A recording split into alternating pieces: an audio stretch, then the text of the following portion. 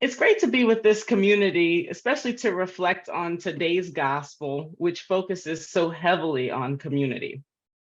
In what we just heard, Jesus shares a vision for how to resolve disagreements by careful listening and multi-leveled support, loosely offering an image of subsidiarity, a principle in Catholic social teaching that suggests that issues or disputes be resolved at the lowest possible social level before escalating them upwards.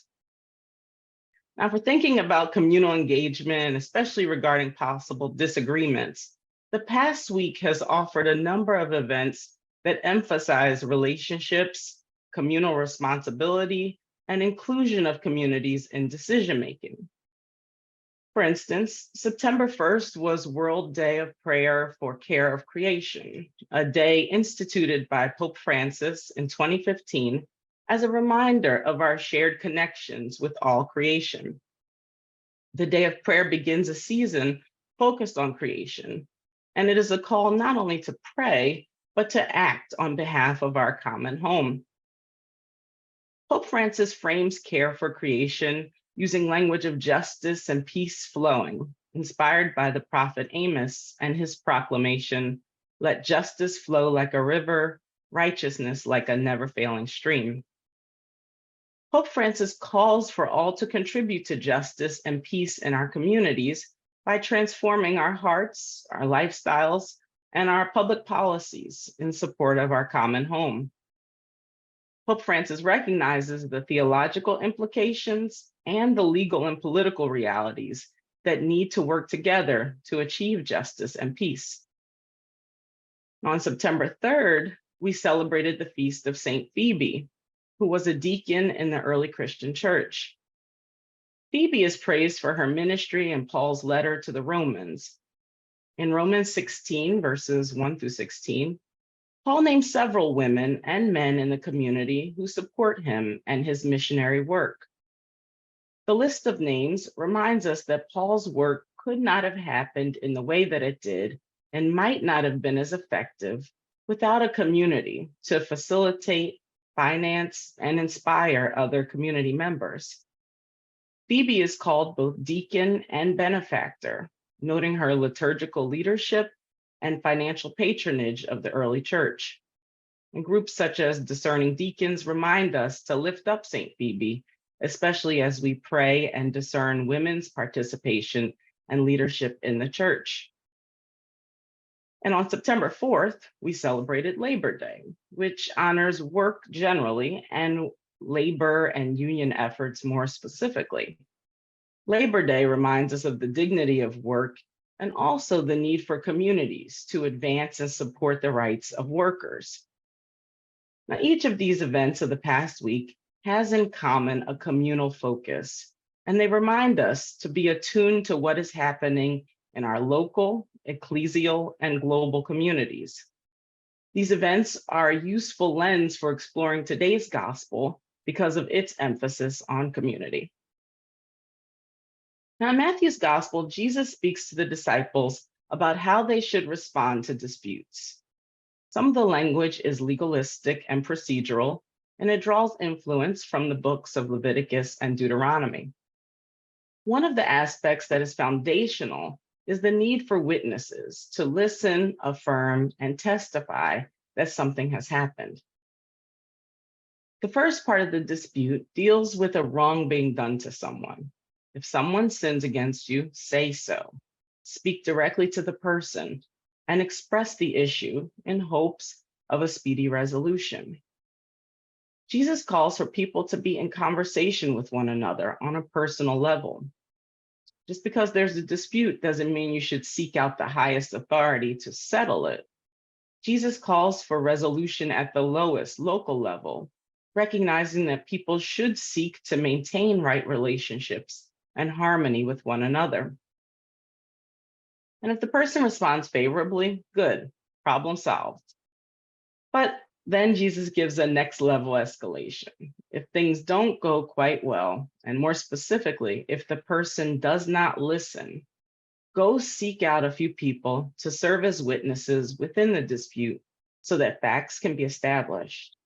The community is brought in to help resolve the matter and also to listen and attest to the sides of the dispute. The need for people to listen is affirmed a few times in this passage.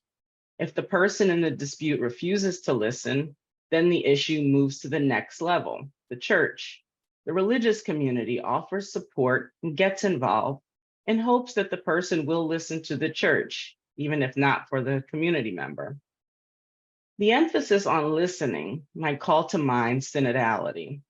As has been prominent in the synodal process over the past 2 years, the church needs to be a listening church. Your community held listening sessions, and that information hopefully made its way up the various levels of the church to help the church to really hear from the people of God. In the gospel, the listening is about a person in the dispute failing to listen, but generally the need to listen and testify can inspire us as we hopefully continue becoming a listening church. Now, if the inclusion of the religious community does not inspire the person to resolve the dispute, then Jesus says, treat the person like a Gentile or a tax collector. That could sound harsh or negative, but I think the larger gospel context might call for us to temper that type of judgment. For instance, Jesus calls Matthew, who is a tax collector, to be one of his disciples. Jesus dines with Gentiles and tax collectors, which is one of the issues he's critiqued on.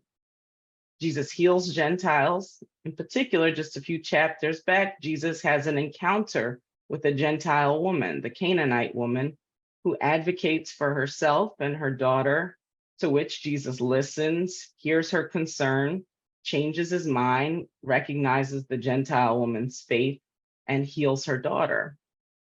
The call to treat disputees like Gentiles and tax collectors might be understood as giving additional time, more personalized attention and consideration, rather than treating them in a harsh or dismissive way.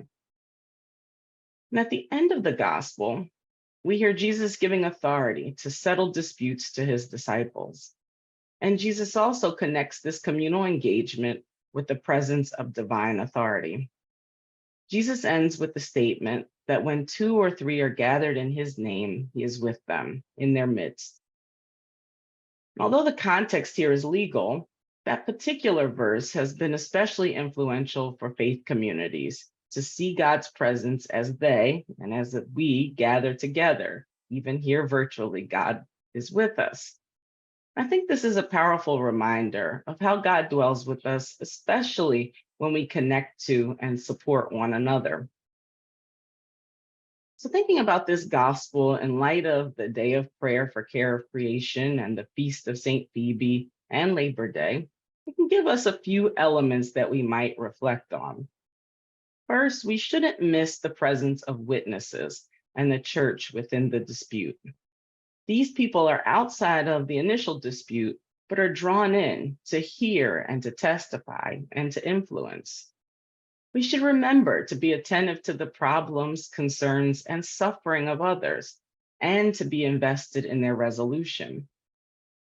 We see this in the need to address ecological crises and their disproportionate impact on people who are poor and vulnerable.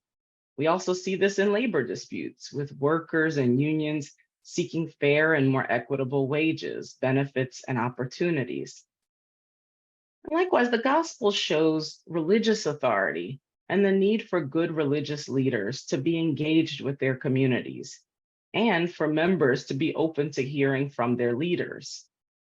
St. Phoebe, as deacon, held religious authority, and Paul tells the Roman community to respect her in her role, calling for them to receive her in the Lord in a manner worthy of saints, and to help her in whatever she needs.